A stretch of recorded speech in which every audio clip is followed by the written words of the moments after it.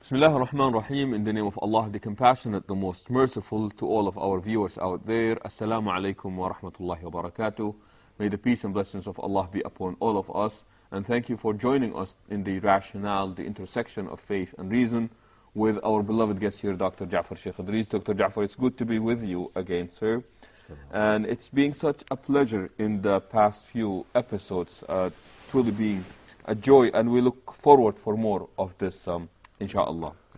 Last time we spoke about freedom and the different types of freedom, and now we would like to move to another topic, if we may please, inshallah, and that is a common misconception that some of our non-Muslim brothers and sisters have, that is about Islam's view of them, whoever them or the others may be.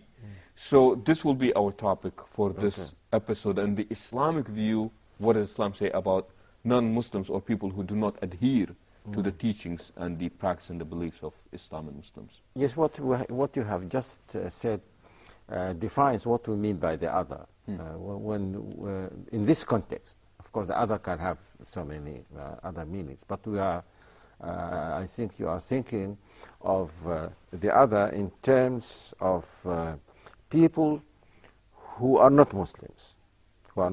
What is our position regarding them? And I have always thought, when I read the Quran and think about other ideologies and religions, my conclusion, and I might be wrong, my conclusion is that no religion at all, or ideology, even secular ideologies, compares with Islam in its comprehensive enumeration of the categories of people who are not Muslims, and of the right or an appropriate position that should be taken regarding them. Sheikh, that's a big statement, I think. But how about just make sure that we defend that statement, if we may, please. Now, there is nothing in Judaism or Christianity about Islam in the present scriptures. Sure. No, there is nothing. Of course, we know that in the early original scriptures there was something about the Prophet Muhammad sallallahu alaihi wasallam. So, for a religious person who is Christian or who is Jewish, there is nothing in the scriptures which she reads about this other religion. Specifically about Islam. We may be under a bigger group such as Gentiles or non-Christians or what have you, but not specifically. No, and nothing also about, if he is Jew, he finds nothing about Christianity and so on.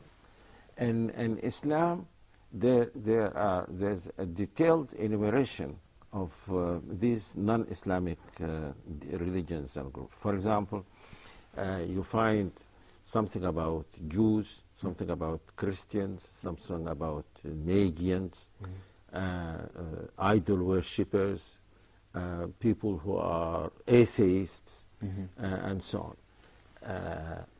Also, something very interesting about Islam is that I don't think that there is any other ideology except the secular ones which confess or state this, that not all people will be Muslims.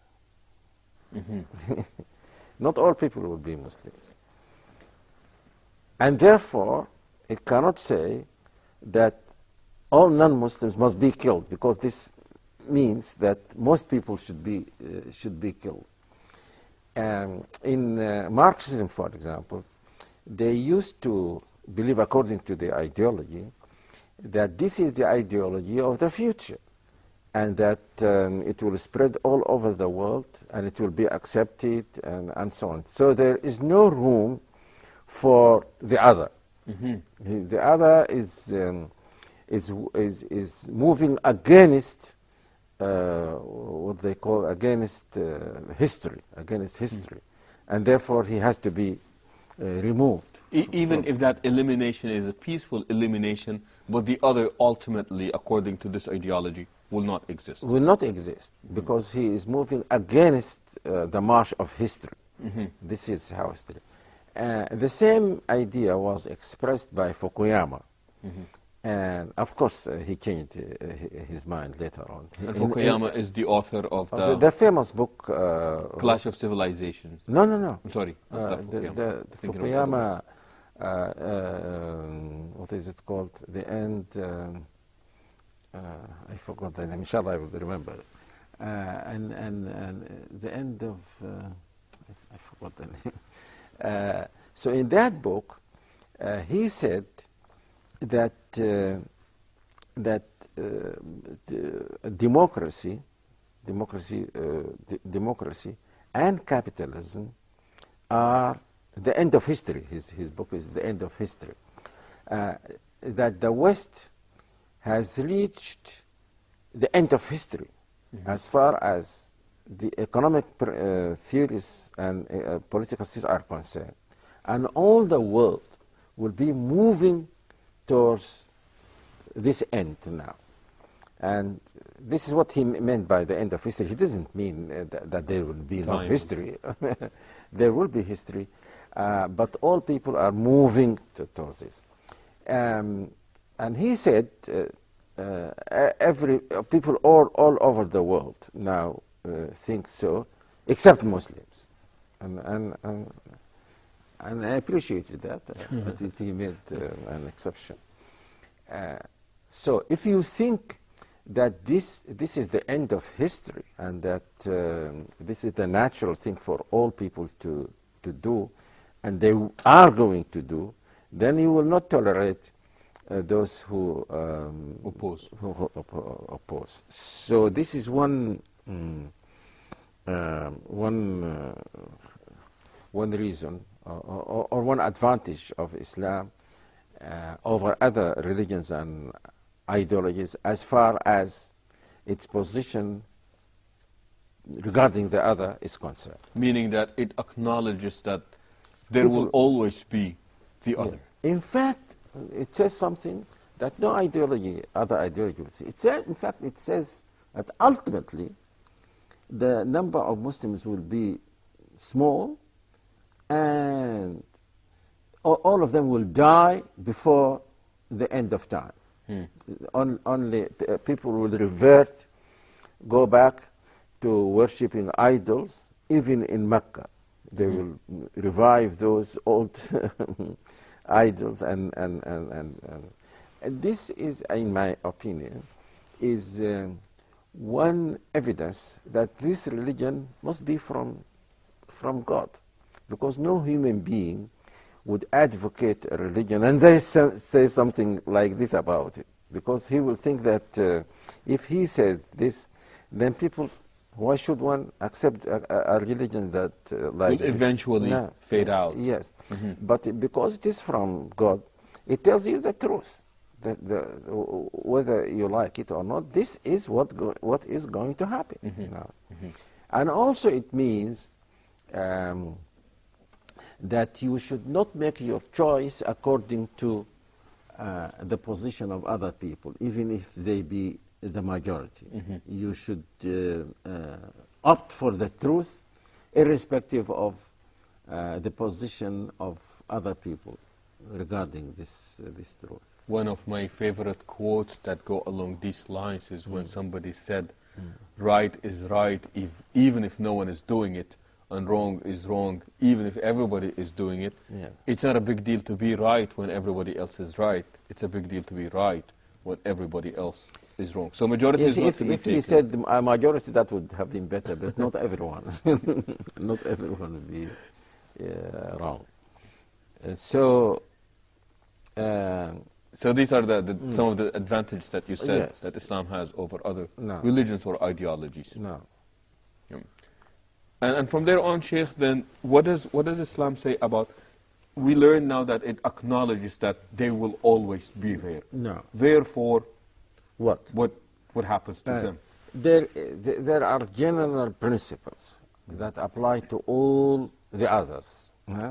general. Just, let us concentrate on this. We don't want to go into the details of how to treat Jews, how to treat Christians, how to and so on. Just the general principles might be enough for this interview. The first thing that Islam says, that your first duty towards these people is to invite them to the truth. This is the most noble task that a person can do. And this, because of this, God chose the best people, the best people to convey this message to other people. The main task of prophets is to invite people to Islam. And that's what you meant by the best people. The best people, the prophets, I mean. And therefore, it is the duty of every believer to follow in the footsteps of the prophets and concern himself with inviting people to the truth. So this is our main position towards. This is the main thing. Now, what do we do? Our position will depend on the response to this invitation. Wanted. If they accept our invitation, then they become Muslims in the full sense of the word, irrespective of their earlier positions, irrespective of their race, or irrespective of the even criminal acts that they committed and so on. They become Muslims, full-fledged Muslims. Immediately. And they become part of the Muslim community. There are verses in the Quran which says this, like this verse that I have here. The verse which says, it talks, let us not read the whole verse. It's a verse in Surah Tawbah, chapter 9, verses 9 to 11. It talks about people who broke their promises with Muslims, who did not keep, who treated Muslims. But then it says, if they accept the truth and pray and pay the poor zakah, then they become your brothers. So this is the first thing. This will be our position regarding these people, the people who accept the truth. When we come back, our invitation to them implies that somewhat what it is that they believe in, regardless of what it is, that Islam does not see as the most proper of ways. That is implied there. So this will be my question to you when we come back from our break. So please do stay tuned with us, and we shall return, inshallah, soon. Assalamu alaikum wa rahmatullahi wa barakatuhu, and welcome back again to the rationale, the intersection of faith and reason, with our guest here, Dr. Jafar Sheikh Idris. Dr. Jafar, we're talking about one of the noblest things that Muslims are asked to do for the others, regardless of who they are, is to invite them to the way of Islam, and this will be following the footsteps of the Messenger. In that case, isn't it, though, implied that Islam does not necessarily recognize the beliefs or the ways of the others? Isn't that implied there? Of course. It is, that is why they are inviting them to the truth. They might have part of this truth, half of this truth or so, but now they are invited to the complete truth regarding their belief in the Creator. So yes, it is. Otherwise, there will be no reason why invite them. Because if you believe that they are like you, as some people now would say, that you have to tolerate other people, respect them in the sense of saying that they are like me. Of course, if they are like me, then there is no reason for inviting them to the truth. but you believe that you are doing them a great service by inviting them to the truth, because you are not inviting them just to increase the number of Muslims or to use them for some worldly ends or so. You are inviting them to the truth because you believe that this will make them very happy in this world and in the world to come. This is what they should do as human beings. So your motive should be a very noble motive. You don't invite them just to make you stronger, because you don't need this. No. Sheikh, you're also using words like invite, as if you are extending an invitation, and then at that point it is up to them whether they accept it or not. Yes, because this is true. Because we gave the example of our position regarding those who accept. Now suppose that someone said, I don't accept. I like what I am. I am. And this can be of two kinds. Someone who says, I don't accept what you say, but I want to live in peace with you. I have no intention of fighting you or so. Then to this person we say, La ikraha fi din, there is no compulsion in religion, and we accept you even as a member of our community, and want you to live in peace with us. So an invitation with no compulsion. No compulsion. No. And no compulsion. Many people think that this is the only verse in the Quran which expresses this fact. But in fact, it is one of many verses. You're talking about La ikraha La fi ikraha fi din. din. There is no compulsion in religion. Mm-hmm. Because there is a fact that is emphasized in so many verses in the Quran, that no prophet, no human being has the power to instill faith in any person's heart. Mm-hmm. And faith is something that is in the heart. Mm-hmm. So it cannot be forced on anyone. Mm-hmm. And if you can force someone to say, I'm a Muslim, but this is not what you want. Mm-hmm. What you want is to make him a real Muslim. And you cannot instill this faith in him. So you say there is no compulsion in religion. And I have just said that this is expressed in so many other verses in the Quran, like telling the Prophet in many verses, إِنَّكَ لَا تَهْدِي مَنْ أَحْبَبْتَ وَلَكِنَّ اللَّهَ يَهْدِي مَنْ يَشَاءُ. You don't guide whom you love to guide, but this is Allah, God, who guides people. And God guides them according to what He knows about what is going on in their hearts. If a person's intention is to know the truth, then God will help him to see the truth and to accept it.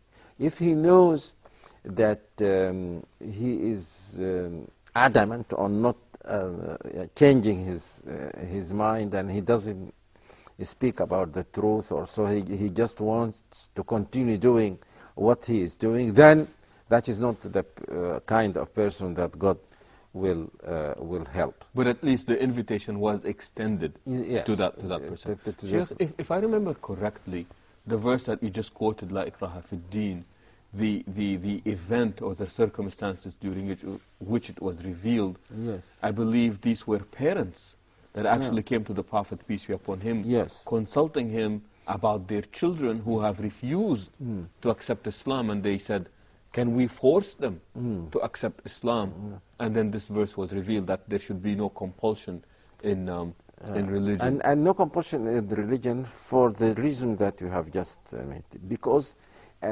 according to some of the interpreters of the Quran, I think it was Ibn Kathir, some took this to be a statement of fact, not just a prohibition.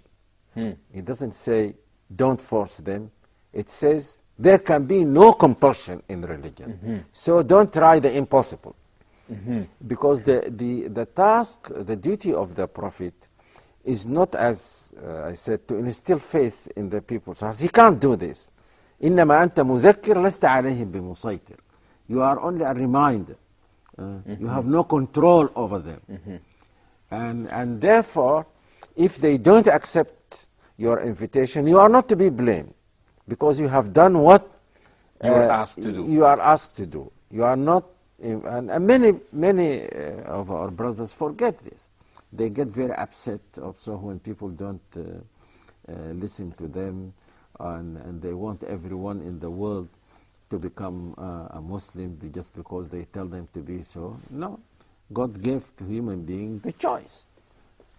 And people have the right to practice that choice, whichever way they want. Sheikh, that is, I'm sorry if we're spending a little more time on this topic, but due to the huge misconception that is out there, that Muslims are out there to either convert people to their religion or to eliminate them if they do not accept that. Yes, I know. And even though you're saying that is not the case, these are not the teachings of the Quran. Now, we said that it depends on the reaction. That the reaction of those who don't accept. Either, as we said before, they say, okay, we don't accept, but we want to live in peace with you. We say, okay. Now, what about those who say, we don't accept, we think that what you are doing is something harmful, and we will fight you. Now, here, the Quran says, fight them. Fight them. And there is a verse in the Quran. In fact, there are verses about the first position that you are aware of, that لا ينهاكم الله عن الذين لم يقاتلوكم في الدين ولم يخرجوكم من دياركم أن تبروهم وتقسطوا إليهم. God does not forbid you regarding those who neither persecuted you. No, they don't fight you, and so on, to be good to them. إنما ينهاكم الله عن الذين قاتلوكم في الدين. Allah forbids you regarding, but Allah forbids you regarding those who fought you, and who helped those who fought you, and so on. That don't take them as allies or friends. These, and in another verse, it says, قاتلوا الذين يقاتلونكم. Fight those who fight you. ولا تعتدوا. And don't be the aggressors, because God does not love the aggressors. إن الله لا يحب المعتدين. So this is the position regarding those who refuse to accept the truth, but who also go on and decide to fight the Muslims. They must be fought. So Islam is a peaceful religion, but it is not a pacifist religion. It does not say, even if they fight us, we don't care. No, the truth has to be defended. When there is aggression against the truth, it has to be defended and fought and fought on its behalf. So you're saying that the Quran classifies people into two categories. Yes. Accept but want to live in peace. Yes.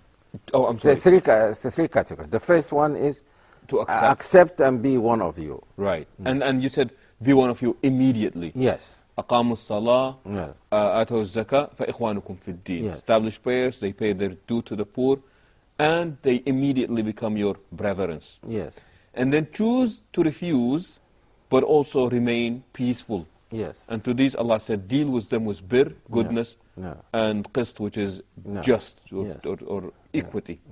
And then you said, in the case of those who refuse and choose to be hostile, Allah said, you fight back. Yes. And he said that Islam is not a pacifist religion in that sense. Yes. And this is not as some non-Muslims now say. This is not something just in the book. Islamic history proves this. I don't know whether you read this reply of this Israeli intellectual, his reply to the Pope about the statement he made. And he said something very interesting. He seems to be, and he's an essayist. He said, I am an essayist.